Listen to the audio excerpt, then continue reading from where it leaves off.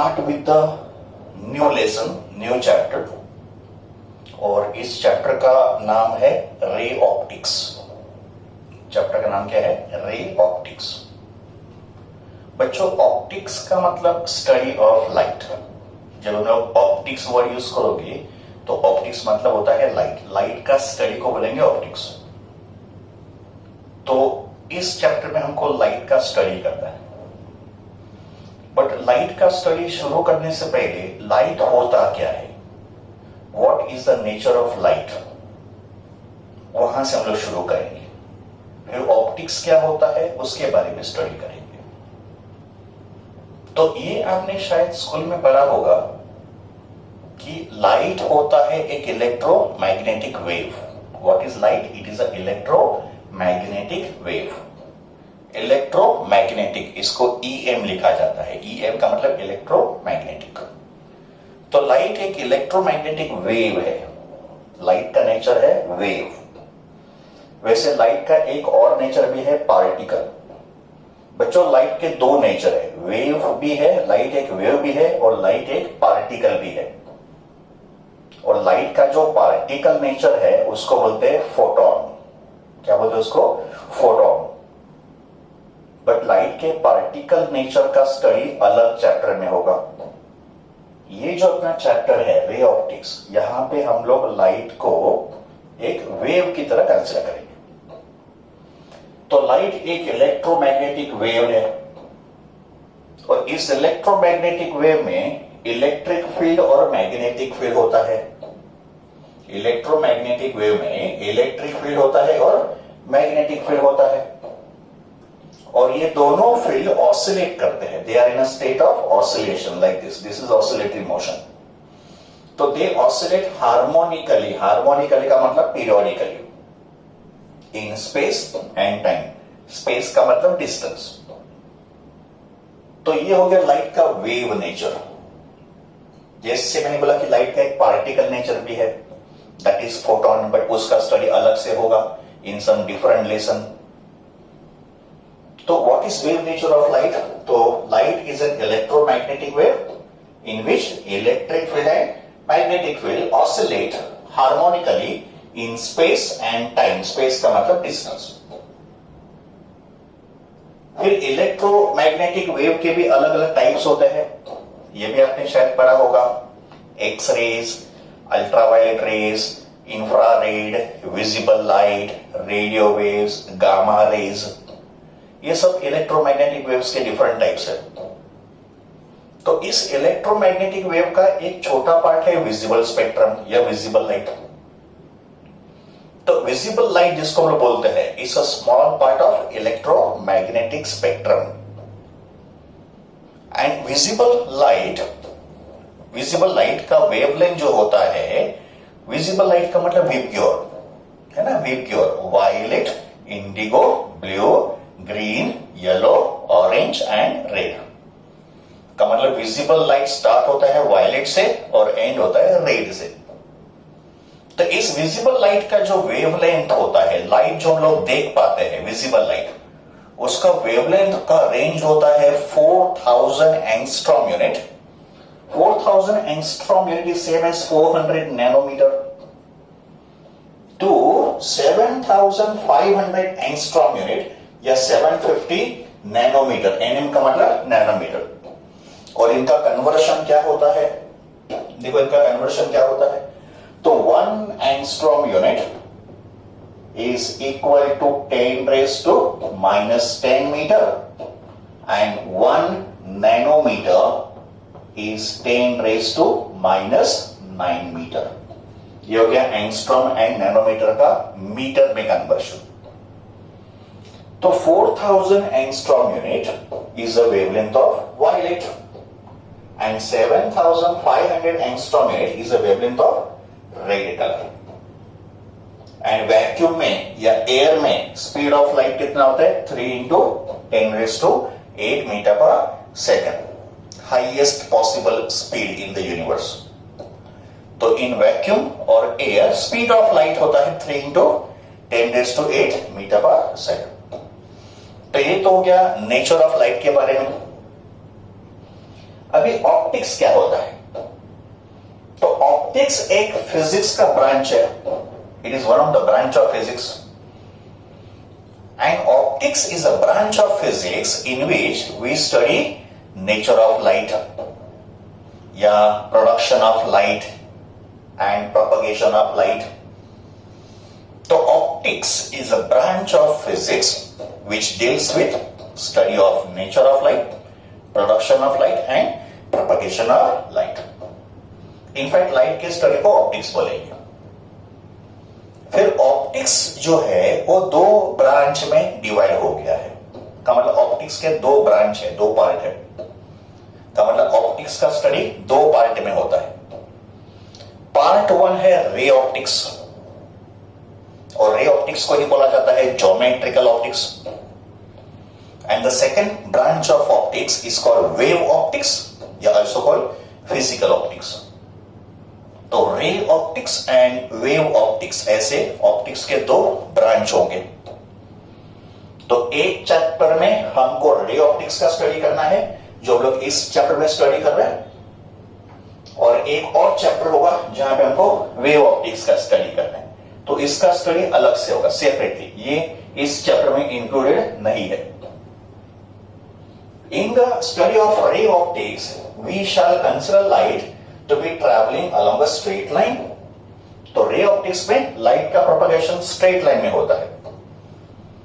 And जब भी light straight line में ट्रैवल करता है तो उस स्ट्रेट लाइन को का मतलब उस लाइट के पाथ को बोला जाएगा रे. तो रे का मतलब स्ट्रेट पाथ ऑफ लाइट, उसको रे ऑफ लाइट बोलेंगे. तो रे ऑप्टिक्स में लाइट एक रे की तरह प्रोपगेट करेगा, एक रे की तरह ट्रैवल करेगा. और रे ऑप्टिक्स में हम लोग लाइट के कुछ फिनोमिना को स्टडी करेंगे, such as reflection of light and refraction of light. तो laws of reflection, laws of refraction, उसका स्टडी रे ऑप्टिक्स में होगा. And this branch of optics also covers mirror का स्टडी, लेंसेस का स्टडी एंड ऑप्टिकल इंस्ट्रूमेंट का study. तो spherical mirror, plane mirror होगा, concave mirror होगा, कॉन्वेक्स मिरर होगा. फिर lenses, concave lens, convex lens, optical instrument, simple microscope, telescope, इन सब का स्टडी होगा रे ऑप्टिक्स में. एंड जो सेकेंड ब्रांच है ऑप्टिक्स का, वेव ऑप्टिक्स, यहां पे लाइट को कंसिडर करेंगे वेव. तो यहां पे लाइट के फिनोमेना वेव से एक्सप्लेन किए जाएंगे. वहां पे लाइट एक वेव की तरह ट्रेवल करेगा. And phenomena like interference, diffraction, polarisation, ये सब फिनोमेना जो है लाइट के, वो वेव ऑप्टिक्स में हम लोग एक्सप्लेन करेंगे. तो ऐसे ऑप्टिक्स के दो ब्रांच होंगे, ray optics and wave optics. But हमको इस चैप्टर में जो स्टडी करना है वो है रे ऑप्टिक्स. तो let us begin with the study of ray optics. Ray optics का जो स्टडी होगा, इसको हम लोग 5 सेक्शन में स्टडी करेंगे. Let us divide this chapter into 5 sections. तो क्या हो जाएगा, हमारा स्टडी थोड़ा सिंप्लीफाई हो जाएगा. तो रे ऑप्टिक्स का स्टडी ऐसे 5 सेक्शन में डिवाइड होगा. सेक्शन ए, जो पहला सेक्शन होगा, इस पे हम लोग रिफ्लेक्शन ऑफ लाइट के बारे में स्टडी करेंगे. तो section A will be study of reflection of light. फिर रिफ्लेक्शन ऑफ लाइट में जितना भी कंसेप्ट आता है वो सब स्टडी करेंगे. प्लेन मिरर, स्फेरिकल मिरर, सब इसके अंदर होगा. फिर इस चैप्टर का जो सेकंड सेक्शन होगा, सेक्शन बी, इसमें हमको स्टडी करना है रिफ्रैक्शन ऑफ लाइट. तो रिफ्रैक्शन ऑफ लाइट में जितने भी कंसेप्ट होंगे, जितने भी टॉपिक्स होंगे, वो हम लोग इस सेक्शन में स्टडी करेंगे.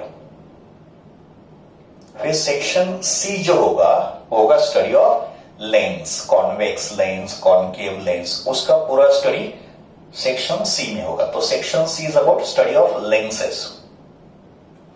फिर जो फोर्थ सेक्शन होगा प्रिज्म, स्टडी ऑफ प्रिज्म. तो प्रिज्म के बारे में जितने भी टॉपिक्स होंगे वो सब सेक्शन डी में स्टडी करेंगे.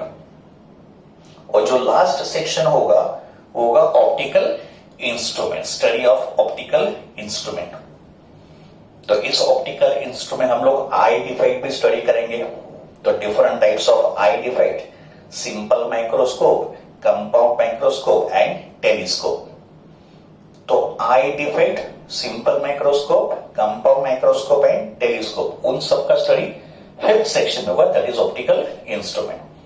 तो ऐसे 5 सेक्शन में हम लोग क्या करेंगे, रे ऑप्टिक्स का स्टडी करेंगे। तो late us start with section ए। हम लोग सेक्शन ए से पहले शुरू करेंगे और सेक्शन ए क्या होगा, reflection of light. Let us start with section A of this chapter. और सेक्शन ए क्या होगा, रिफ्लेक्शन ऑफ लाइट। तो हमको रिफ्लेक्शन ऑफ लाइट पूरा स्टडी करना है, plane mirror and spherical mirror. तो रिफ्लेक्शन ऑफ लाइट में पहला टॉपिक होगा प्लेन मिरर, और प्लेन मिरर के बाद स्टडी करेंगे स्फेरिकल मिरर। तो ये हो गया diagram of plane mirror. Every mirror has one reflecting surface and one non reflecting surface. Reflecting surface उस साइड होगा जहां पे लाइट रिफ्लेक्ट होगा, एंड नॉन रिफ्लेक्टिंग सरफेस होगा ओपेक, जहां पे लाइट फॉल भी नहीं करेगा और रिफ्लेक्ट भी नहीं करेगा। तो पॉलिश्ड सरफेस ये होगा, का मतलब ये रिफ्लेक्टिंग सरफेस होगा, अपर सरफेस। और ये जो दूसरा सरफेस होगा ये नॉन रिफ्लेक्टिंग होगा, इसको हम लोग ऐसे शेड करेंगे। तो मिरर में हमेशा जो शेडेड पोर्शन होगा वो ओपेक होगा, इट इज नॉन रिफ्लेक्टिंग। ठीक है, तो ये एक प्लेन मिरर है, ये उसका सरफेस हो गया, इसको बोलेंगे रिफ्लेक्टिंग सरफेस। क्या बोलेंगे, reflecting surface, it's a plane reflecting surface. फिर इस सरफेस को मैंने एक नॉर्मल ड्रॉ किया। नॉर्मल का मतलब परपेंडिकुलर, का मतलब नॉर्मल एंड सरफेस के बीच में कितना एंगल बनेगा, 90 डिग्री। ये होगा एक इंसिडेंट रे, ये रे ऑफ लाइट होगा। ये इंसिडेंट रे इस रिफ्लेक्टिंग सरफेस पे ऑब्लिकली इंसिडेंट हो रहा है। ऑब्लिकली का मतलब स्लैंट, मेकिंग सम एंगल। तो इस रे को बोलेंगे incident ray. Here incident ray is falling obliquely on the reflecting surface. तो जब भी इंसिडेंट रे इस सरफेस पे फॉल करेगा, this is called point of incidence, वहां से वो टर्न बैक करेगा। तो this turning back of the incident ray of light is called reflection of light, है ना। तो रिफ्लेक्शन क्या होता है, turning back of the incident ray of light on a reflecting surface. तो इस रे को क्या बोलेंगे, रिफ्लेक्टेड रे। फिर यहां पे दो एंगल बन गए, आई और आर। आई को क्या बोलेंगे, एंगल ऑफ इंसिडेंस। आर को क्या बोलेंगे, angle of reflection. What is angle of incidence? Is the angle between incident ray and the normal. What is angle of reflection? It is the angle between reflected ray and the normal. एक और angle आप याद रखो, ये वाला। It is the angle between incident ray and the surface. इस angle को बोलेंगे glancing angle. इस एंगल को क्या बोलेंगे, glancing angle। देखो मैं यहां पे लिखता हूं, glancing angle।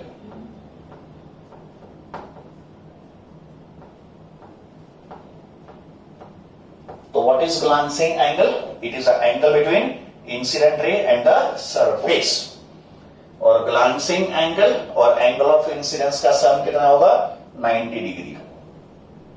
ओके, तो ये angle of incidence हो गया, ये angle of reflection हो गया। And this is definition of reflection of light।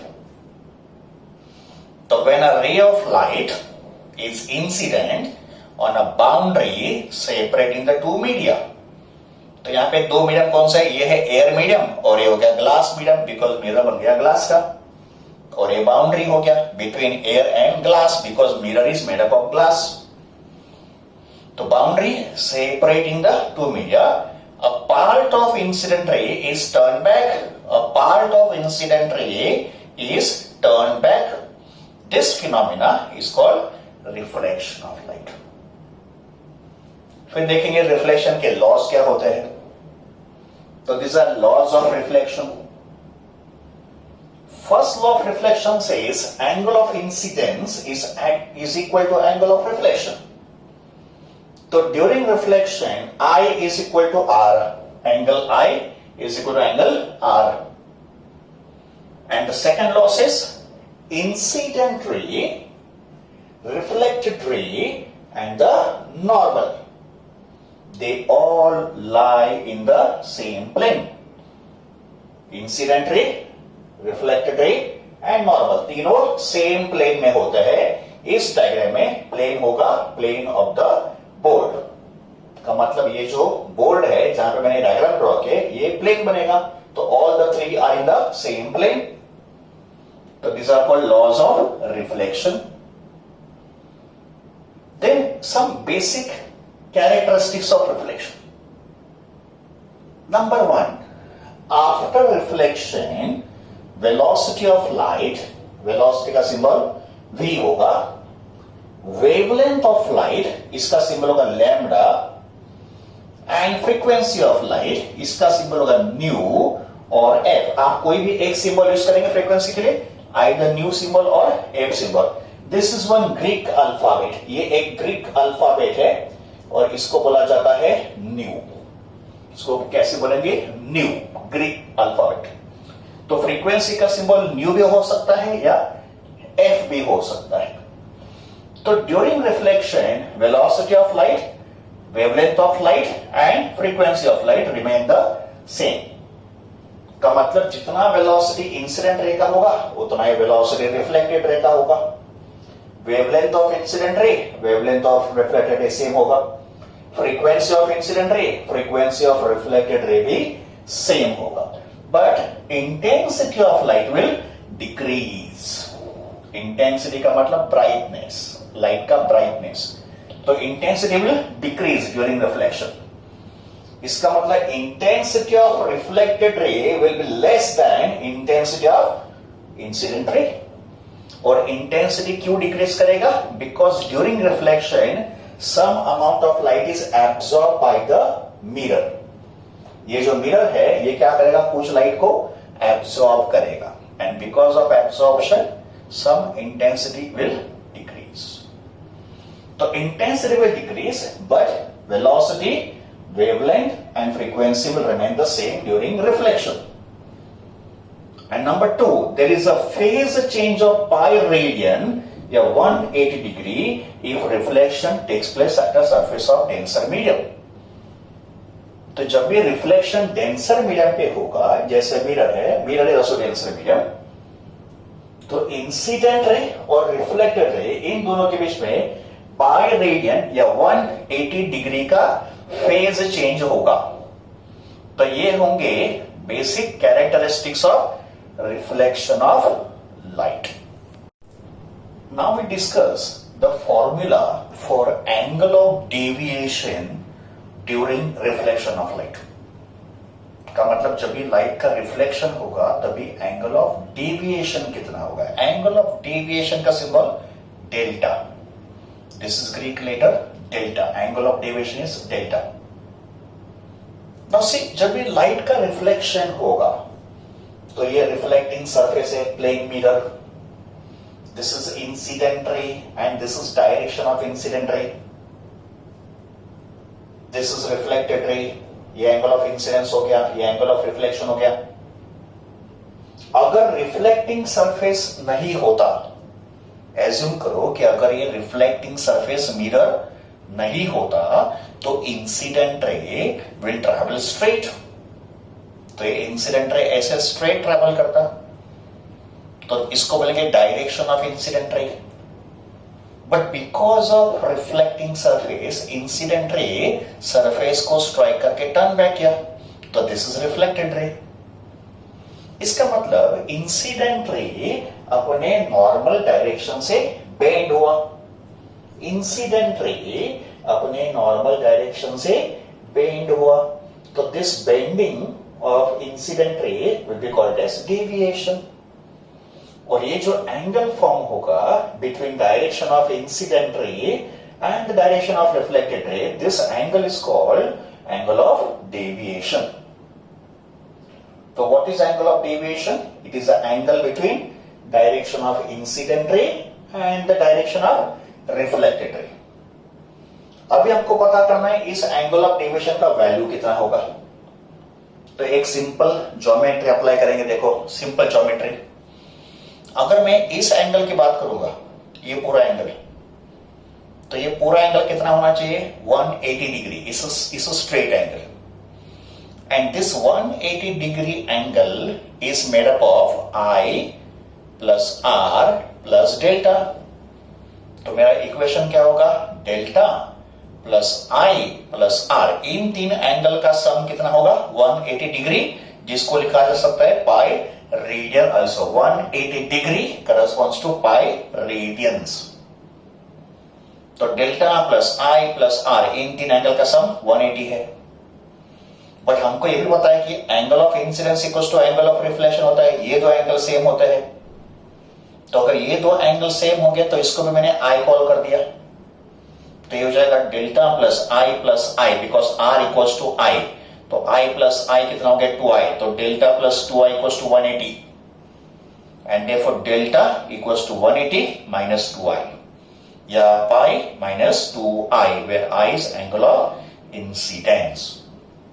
तो ये हो गया formula for angle of deviation during reflection at a plane surface.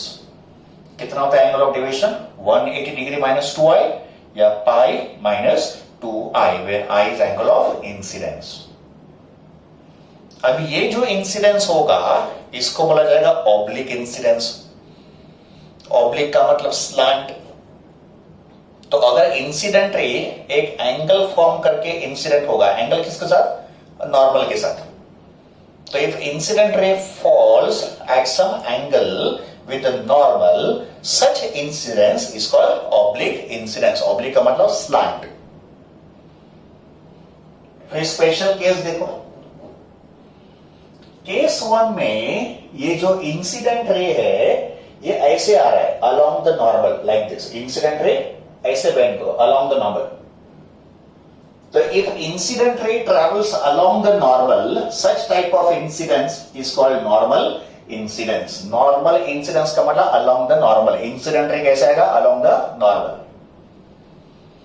तो during normal incidence angle of incidence तो 0 डिग्री होगा, बिकॉज अगर इंसिडेंट रे ऐसे आएगा, है ना, ऐसे आएगा तो I तो 0 हो जाएगा। तो during normal incidence I become 0, and अगर I 0 होगा तो ये पूरा टर्म 0 हो जाएगा। तो डेल्टा कितना होगा 180 डिग्री या पाई रेडियन, और ये होगा डेल्टा का मैक्सिमम वैल्यू, डेल्टा मैक्स। तो angle of deviation is maximum during normal incidence, and normal incidence का मतलब incident ray will come along the normal. तभी डेल्टा कितना हो रहा है 180 डिग्री का मतलब पाई रेडियन। अगर इंसिडेंट रे अलोंग द नॉर्मल होगा तो ये रे सरफेस को स्ट्राइक करके ऐसे ही बाउंस बैक करेगा, तो रिफ्लेक्टेड रे भी नॉर्मल पे ट्रैवल करेगा। तो when I 0, R has to be 0, because दोनों सेम ही होंगे। तो जब एंगल ऑफ इंसिडेंस 0 होगा, एंगल ऑफ रिफ्लेक्शन भी 0 होगा। इसका मतलब रिफ्लेक्टेड रे भी ऐसे ही ट्रैवल करेगा। तो incident ray and reflected ray both will travel around the normal but in the opposite direction. Case number 2, grazing incidence. Grazing incidence में ये जो इंसिडेंट रे होगा ये अलोंग द सरफेस ट्रैवल करेगा, ऐसे ट्रैवल करेगा अलोंग द सरफेस। तो अगर इंसिडेंट रे ऐसे आता अलोंग द सरफेस, देखो यहां पे IR का मतलब इंसिडेंट रे अलोंग द सरफेस, तो फिर इंसिडेंट रे और नॉर्मल के बीच में एंगल कितना होता 90 डिग्री। इसका मतलब इस केस में एंगल ऑफ इंसिडेंस 90 डिग्री होता या पाई बाय 2 रेडियन होता, because 90 degree corresponds to pi by 2 radian, 180 degree corresponds to pi, तो 90 कितना होगा pi by 2। तो अगर इंसिडेंट रे ऐसे होता, ऐसे आता along the surface, तो रिफ्लेक्शन भी ऐसे ही होता, तो रिफ्लेक्टेड रे भी ऐसे ट्रैवल करता, है ना। तो अगर ये इंसिडेंट रे है तो ये उसका रिफ्लेक्टेड रे होगा। इसका मतलब रिफ्लेक्टेड रे और नॉर्मल के बीच में भी एंगल 90 डिग्री होता। ऑब्वियस है, अगर I 90 होगा तो R भी तो 90 होगा। बट अगर मैंने I को 90 डिग्री लिया तो 2 मल्टीपल बाय 90 डिग्री कितना होगा 180 डिग्री, एंड 180 माइनस 180 कितना होगा 0, है ना। I 90 है, 90 इंटू 2 180 हो गया, 180 माइनस 180 0 हो गया। तो डेल्टा बिकम 0, नो डेविएशन, है ना, डिविएट हुआ है नहीं, बेंट हुआ है नहीं, देखो स्ट्रेट जा रहा है। तो ये होगा डेल्टा का मिनिमम वैल्यू। तो delta is maximum during normal incidence and delta is minimum during grazing incidence. इसको बोलेंगे नॉर्मल इंसिडेंस, इसको बोलेंगे ग्रेजिंग इंसिडेंस, और इसको क्या बोलेंगे, ऑब्लिक इंसिडेंस। ये होगा डेल्टा वर्सेस आई ग्राफ का मतलब ये जो डेल्टा है, इस डेल्टा को लिया मैंने y एक्सिस पे, और ये जो I है उसको लिया मैंने x एक्सिस पे। तो दिस इज डेल्टा और I graph, delta y axis पे और angle of incidence x axis पे। ये ग्राफ ऐसा स्ट्रेट लाइन होगा, स्ट्रेट लाइन ग्राफ। देखो यहां पे I0 है, तो जब भी I0 था डेल्टा पाई था, जब भी I0 था डेल्टा पाई था। तो this is 0 comma pi, this point is 0 comma pi. And जब ये I का वैल्यू 90 डिग्री होगा, 90 का मतलब पाई बाई 2, तभी डेल्टा कितना होगा, 0। तो ये पॉइंट क्या होगा, 0 कमा पाई बाई 2। तो this is 0 comma pi and this is pi by 2 comma 0, है ना। ये पॉइंट कौन सा होगा, पाई बाई 2 कमा 0। यहां पे डेल्टा 0 हो गया। तो डेल्टा और I का ग्राफ स्ट्रेट लाइन होगा ऐसे। तो delta will vary from pi to 0, angle of deviation pi से 0 तक चेंज होगा, और एंगल ऑफ इंसिडेंस 0 से पाई बाई 2 तक चेंज होगा। तो ये हो गया concept of angle of deviation at the surface of plane mirror. अभी हम लोग स्टडी करेंगे characteristics of image form by plane mirror. तो प्लेन मिरर जो इमेज फॉर्म करेगा, उस इमेज का कैरेक्टरिस्टिक क्या होंगे, ये हमको स्टडी करना है। तो पहले रे डायग्राम स्टडी करेंगे इमेज फॉर्मेशन का। तो देखो इस डायग्राम में ये मैंने प्लेन मिरर ड्रॉ किया, and this is object, it's an extended object. Finite size का जो ऑब्जेक्ट होगा, फाइनाइट साइज, उसको बोलेंगे एक्सटेंडेड ऑब्जेक्ट। तो दिस इज एक्सटेंडेड ऑब्जेक्ट, ये ऑब्जेक्ट का हाइट हो गया या उसका साइज हो गया। This object, this extended object consist of infinite point object. Extended object infinite number of point से बनता है, ठीक है। तो जैसे यहां पे एक पॉइंट ऑब्जेक्ट है, उसके ऊपर एक पॉइंट ऑब्जेक्ट, उसके ऊपर एक पॉइंट ऑब्जेक्ट, तो ऐसे इनफाइनाइट पॉइंट ऑब्जेक्ट होंगे। एंड हर एक पॉइंट में से इनफाइनाइट इंसिडेंट रेज भी एमिट होंगे। There are infinite incident rays emerging from every object.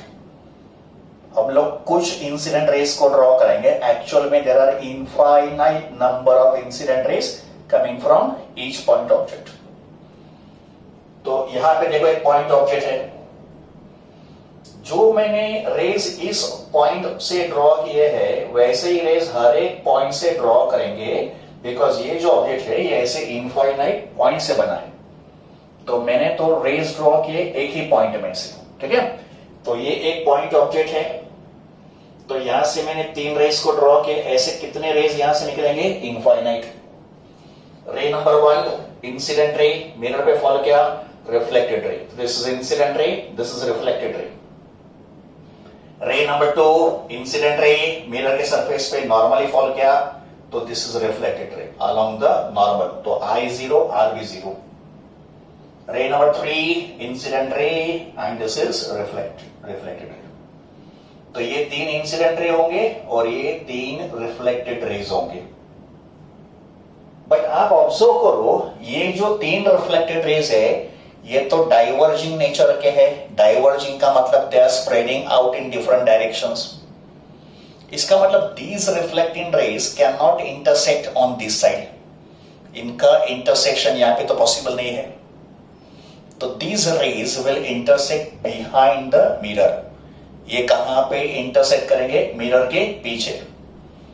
तो इन 3 रेज को मैंने पीछे की तरफ प्रोड्यूस किया, देखो इनको मैंने बैकवर्ड डायरेक्शन में प्रोड्यूस किया।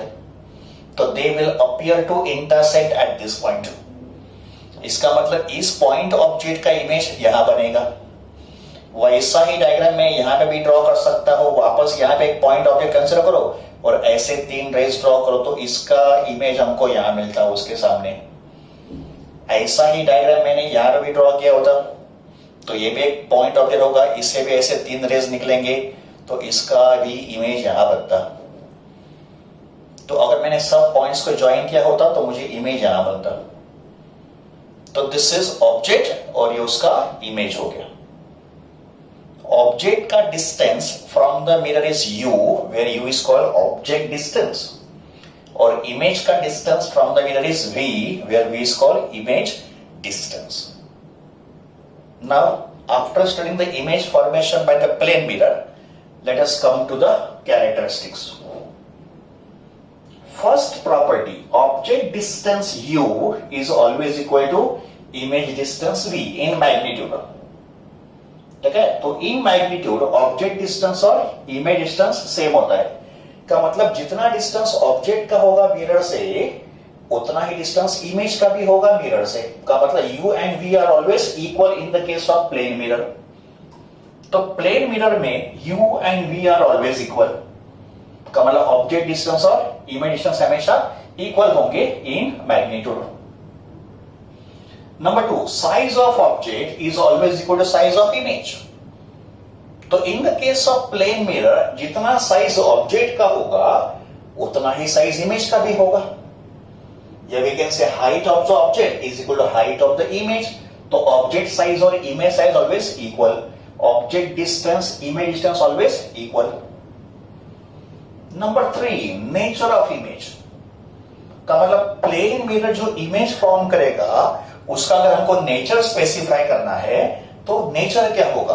तो इमेज का नेचर होगा virtual, it is erect and it is same size. ये इमेज वर्चुअल होगा। क्यों वर्चुअल होगा? बिकॉज रिफ्लेक्टेड रेज एक्चुअल में तो इंटरसेक्ट नहीं हो रहे, they just appear to intersect. तो रिफ्लेक्टेड रेज एक्चुअल में इंटरसेक्ट यहां पे होते तो इमेज रियल होता, बट यहां पे वर्चुअल, यहां पे जो रिफ्लेक्टेड रेज है वो हमको यहां पे इंटरसेक्ट होते हुए लग रहे हैं, they just appear to intersect. का मतलब ये इमेज कैसे होगा? वर्चुअल।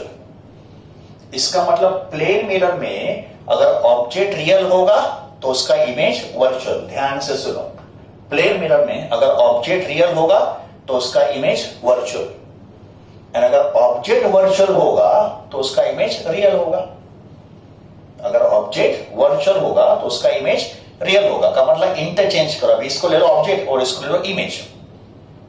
तो when object is real image is virtual, and when object is virtual image will be real. ठीक है, तो ये जो नेचर होगा ये किसके लिए होगा? रियल ऑब्जेक्ट के लिए। तो फॉर रियल ऑब्जेक्ट इमेज का नेचर होगा virtual, erect and same size. Number 4, important property, the line joining point object and its point image is normal का मतलब perpendicular to the reflecting surface. Try to understand this property. अगर मैं एक point object की बात करूंगा, because extended object is made up of infinite size points, तो अगर ये समझो पॉइंट ऑब्जेक्ट है तो इसका इमेज यहां बनेगा। तो पॉइंट ऑब्जेक्ट और पॉइंट इमेज को ज्वाइन करने वाला लाइन, पॉइंट ऑब्जेक्ट और पॉइंट इमेज को ज्वाइन करने वाला लाइन रिफ्लेक्टिंग सरफेस को परपेंडिकुलर होगा। तो line joining the point object and the point image is always perpendicular to the reflecting surface. एक और बात, पॉइंट इमेज हमेशा ऑब्जेक्ट के सामने बनता है। Point image is form exactly in front of the object. तो अगर ये ऑब्जेक्ट है एग्जैक्टली उसके सामने ही इमेज बनेगा। इमेज यहां पे नहीं बनेगा। ऑब्जेक्ट अगर यहां पे है उसके सामने उसका इमेज बनेगा। और ऑब्जेक्ट और इमेज को ज्वाइन करने वाला लाइन मिरर के सरफेस को हमेशा परपेंडिकुलर होगा। Number 5, image is laterally inverted. Image का लैटरल इन्वर्शन होगा। लैटरल इन्वर्शन का मतलब left side of the object becomes the right side of the image and vice versa. Lateral inversion, left become right, right become left. This lateral inversion can be understood with the help of second diagram. देखो second diagram में आपको lateral inversion क्या होता है वो पता चलेगा कि ये मिरर है और इस मिरर के सामने हमने लेटर पी को रखा। This is English alphabet P. तो एक ड्राइंग पेपर पे आप पी लिख दो, इंग्लिश का लेटर पी, और उस ड्राइंग पेपर को मिरर के सामने रखो, तो फिर पी का जो इमेज बनेगा वो ऐसे बनेगा, है ना। Even P can be made up of infinite point object. तो देखो इस ऑब्जेक्ट का इमेज उसके सामने बनेगा, बिकॉज अपना प्रॉपर्टी क्या है, ऑब्जेक्ट का इमेज ऑब्जेक्ट का इमेज उसके सामने बनता है। तो इसका इमेज इसके सामने और सेम डिस्टेंस पे बनेगा। फिर अगर ये पॉइंट ऑब्जेक्ट है तो उसका इमेज उसके सामने बनेगा वापस सेम डिस्टेंस पे। अगर इसको पॉइंट ऑब्जेक्ट लिया तो उसका इमेज उसके सामने बनेगा वापस सेम डिस्टेंस पे। अगर ये पॉइंट ऑब्जेक्ट है तो उसका इमेज उसके सामने बनेगा वापस सेम डिस्टेंस पे। तो फिर P अगर ऑब्जेक्ट है तो उसका इमेज ये हो गया, तो image will appear as Q। P alphabet image में क्या देखेगा, Q, है ना। This is called lateral inversion, right become left. अब ये राइट साइड पे है तो ये बन गया left side, P becomes Q। तो दिस इज लैटरल इन्वर्शन। तो प्लेन मिरर में इमेज हमेशा लैटरली इन्वर्टेड होता है। And the last property magnification. Magnification को हम लोग बाद में डिटेल में डिस्कस करेंगे, बट मैग्निफिकेशन का सिंबल होता है स्मॉल m, और मैग्निफिकेशन का formula size of image upon size of object, या height of image upon height of object. इसको हम लोग बाद में भी डिस्कस करेंगे। इसका formula minus of v upon u, where v is the image distance and u is the object distance. According to sign convention v होगा positive और u होगा निगेटिव, बिकॉज लेफ्ट साइड पे है। एंड अगर u negative होगा तो negative of negative positive हो जाएगा, एंड v और u तो सेम है। एंड अगर v और u सेम है तो मैग्निफिकेशन कितना होगा, +1। तो magnification produced by plane mirror is always +1। तो ये होंगे characteristics of image form by plane mirror. तो प्लेन मिरर जो इमेज फॉर्म करेगा ये उसके कैरेक्टरिस्टिक्स होंगे। नेक्स्ट कंसेप्ट का जो टॉपिक है वो है number of images form by the two incline plane mirrors. तो अगर दो मिरर को हमने इंक्लाइन रखा, making some angle theta between them, and we stand between the two mirrors, हम लोग दो मिरर के बीच में खड़े एनीवेयर, तो हमको हमारे कितने इमेजेस उन मिरर में दिखाई देंगे उसका एक कैलकुलेशन होगा। तो calculation of number of images form between the two incline plane mirrors. तो पहले डायग्राम देखेंगे। डायग्राम में these are the two mirrors. ये मिरर M1 है और इसको मैंने मिरर M2 कॉल किया। And let theta be the angle between the two mirrors. And we are standing between the two mirrors. हम लोग यहां पे कहीं पे तो होंगे। सबसे पहले मैंने यहां पे एक एंगल बाइसेक्टर ड्रॉ किया। तो अगर दो मिरर के बीच में एंगल थीटा है तो ये होगा इस थीटा का एंगल बाइसेक्टर, और ये जो एंगल बाइसेक्टर लाइन होगा इस लाइन पे समझो कोई ऑब्जेक्ट रखा है, का मतलब we are standing anywhere on this line on the angle bisector. तो this position will be called as symmetric position. तो symmetric position of the object का मतलब object is lying on the angle bisector, anywhere on the angle bisector, that is called symmetric position. And अगर आप angle bisector पे नहीं हो then you can be anywhere, फिर आप यहां पे भी हो सकते हो या यहां पे भी हो सकते हो, anywhere other than angle bisector you can be anywhere. That position will be called as asymmetric position. तो सिमेट्रिक पोजीशन होता है एंगल बाइसेक्टर पोजीशन, का मतलब you will be standing on a angle bisector line anywhere on the angle bisector, that is called symmetric position. And asymmetric position का मतलब anywhere other than angle bisector, anywhere, फिर आप यहां पे होंगे या यहां पे भी होंगे, anywhere but not on the angle bisector, that is called asymmetric position. Now let us come to the calculation. सबसे पहले हम लोग डिफाइन करेंगे 360 degree upon theta. What is theta? Theta is the angle between the two mirror. तो सबसे पहले 360 degree upon theta को capital N call करेंगे ना। क्वेश्चन में हमको एंगल दिया होगा का मतलब this theta is given to us. तो सबसे पहले क्या करना है?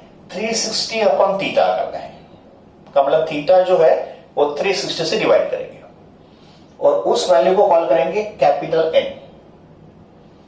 एंड कितने इमेजेस बनेंगे का मतलब नंबर ऑफ इमेजेस को हम लोग कॉल करेंगे स्मॉल एन। तो what is capital N? 360 upon theta. What is small N? Number of images form. Case 1, if 360 upon theta comes out to be even integer, तो 360 को आपने थीटा से divide किया, तो अगर ये डिवीजन समझो एक इवन इंटीजर आ रहा है, example of even integer 2, 4, 6, 8, 10, 12 etcetera. तो अगर ये n आ गया even integer, then number of images will be n-1। तो कितने इमेजेस फॉर्म होंगे? n-1 का मतलब 360 upon theta -1। And when capital N का मतलब when this division is even integer, then position of object does not matter. का मतलब number of images n-1 होंगे अगर ऑब्जेक्ट सिमेट्रिक हो या असिमेट्रिक हो। का मतलब object can be over here और over here, object can be on the angle bisector और एनीवेयर। नंबर ऑफ इमेजेस कितने होंगे? n-1। तो जब भी कैपिटल N इवन इंटीजर होता है का मतलब जब भी ये डिवीजन इवन नंबर होता है, ऑब्जेक्ट का position does not matter. Number of images कितने होंगे? n-1 का मतलब 360 upon theta -1। Case 2, if n is an odd integer का मतलब 360 अपॉन थीटा एक ऑड नंबर आ रहा है, odd integer. Example of odd integer 3, 5, 7, 9, 11, 13 etc. starting with 3, 5, 7, 9, 11, 13 etc. तो अगर ये n आ गया ऑड इंटीजर, तो फिर अगर ये n ऑड इंटीजर होगा तो ऑब्जेक्ट का पोजीशन इसमें मैटर करता है, सिमेट्रिक है या असिमेट्रिक है। तो number of images will be n-1 if the object is in symmetric position। तो अगर n ऑड इंटीजर है और ऑब्जेक्ट एंगल बाइसेक्टर पे है, यहां पे सिमेट्रिक पोजीशन में है, तो नंबर ऑफ इमेजेस कितने होंगे? n-1, where capital N is 360 upon theta. इसमें से 1 माइनस करो। बट अगर ऑब्जेक्ट असिमेट्रिक पोजीशन में है का मतलब object is not on the angle bisector, object is somewhere here का मतलब हियर, एनीवेयर। तो in that case number of images will B n। And what is n? 360 upon theta. This is for asymmetric position. तो remember, when n is even integer, object का position does not matter. Object can be symmetric or asymmetric. But when n is odd integer, then position of object matter. Whether object is symmetric or asymmetric. अगर symmetric होगा तो number of images n-1 होंगे, and अगर object asymmetric position में होगा तो number of images n होंगे।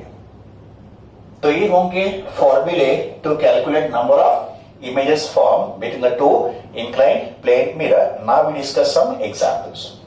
चलो अभी हम लोग कुछ एग्जांपल डिस्कस करते हैं इन फॉर्मूलेस के। ओके, तो इस एग्जांपल में जो पहला कॉलम है वो थीटा है, जो आपको क्वेश्चन में दिया जाएगा और आपको नंबर ऑफ इमेजेस फाइंड करने पड़ेंगे। ठीक है, तो थीटा होगा डिग्री में, फिर capital N। What is capital N? 360 upon theta.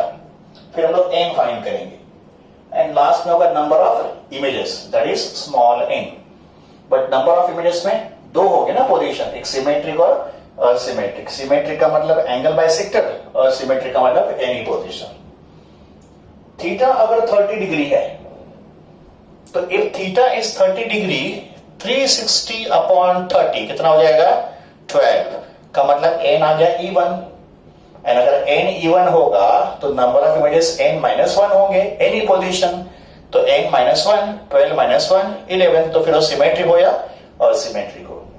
Next 45 degree, अगर थीटा 45 डिग्री है तो 360 अपॉन 45 कितना आ गया 8, वापस 8 क्या है इवन इंटीजर, सेम मेथड, तो सिमेट्रिक के लिए n-1 और सिमेट्रिक के लिए भी n-1। When n is even integer position does not matter. Okay, next example 50 degree, अगर थीटा 50 डिग्री है तो 360 अपॉन 50 कितना आया 7.2। इस रूल को याद रखो, हाँ रिमेंबर दिस रूल, कि अगर 360 अपॉन थीटा परफेक्ट इंटीजर नहीं है and you are getting this division with decimal point 7.2, 5.6, 8.1 ऐसे मिल रहा है डेसिमल पॉइंट के साथ, तो इस केस में हम लोग क्या करेंगे, पॉइंट के बाद वाला नंबर इग्नोर करेंगे and will take only integer part. Point के बाद वाला नंबर कितना भी हो 7.2, 7.6, 7.9 कितना भी हो, पॉइंट के बाद वाला पार्ट इग्नोर, ठीक है। तो यहाँ पे पॉइंट टू इग्नोर, तो नंबर ऑफ इमेजेस कितने होंगे 7। एंड अगर नंबर ऐसे आते हैं पॉइंट के फॉर्म में तो फिर symmetric asymmetric does not matter, आपको सेम नंबर लिखना है, ठीक है। तो यहाँ पे नंबर ऑफ इमेजेस 7 और 7 इन एनी पोजीशन, इस रूल को याद रखो। फिर उसके बाद 72 डिग्री है तो 360 अपॉन 72 कितना आ गया 5। नाउ 5 इज ऑड इंटीजर, का मतलब ये रूल लगेगा, तो अगर n ऑड इंटीजर है तो नंबर ऑफ इमेजेस n-1 किसके लिए, सिमेट्री के लिए, और n होंगे असिमेट्री के लिए, तो n-1 का मतलब 5-1 4 सिमेट्री के लिए, और यहाँ पे n दैट इज 5। 75 डिग्री तो 360 अपॉन 75 4.8, वापस यही रूल अप्लाई करेंगे, है ना। 4.8 का 0.8 इग्नोर, तो नंबर ऑफ इमेजेस कितने होंगे 4 दोनों पोजीशन पे। नेक्स्ट 90 डिग्री तो 360 upon 90 4 is an even number, का मतलब यहाँ पे n-1 both the position. Theta कितना है 120 degree, 360 upon 123, 3 is an odd integer, odd integer के लिए सिमेट्रिक में n-1 और सिमेट्रिक में n। Special case 0 degree, 0 degree का मतलब दो मिरर के बीच में एंगल 0 डिग्री है। वो कब पॉसिबल होगा, when two mirrors are parallel to each other, तो अगर दो मिरर ऐसे पैरेलल होंगे उनके बीच का एंगल 0 डिग्री होगा, तो in that case 360 upon 0 becomes infinite, any number divided by 0 is infinite, तो यहाँ पे n infinite है, का मतलब you will get infinite images, symmetric हो या asymmetric हो। So when two mirrors are parallel to each other and if you stand between the two mirrors you will see infinite images in both the mirrors, तो यहाँ पे number of images कितने होंगे infinite, symmetric हो या asymmetric हो। तो ये हो गया concept of number of images form between the two inclined plane mirrors.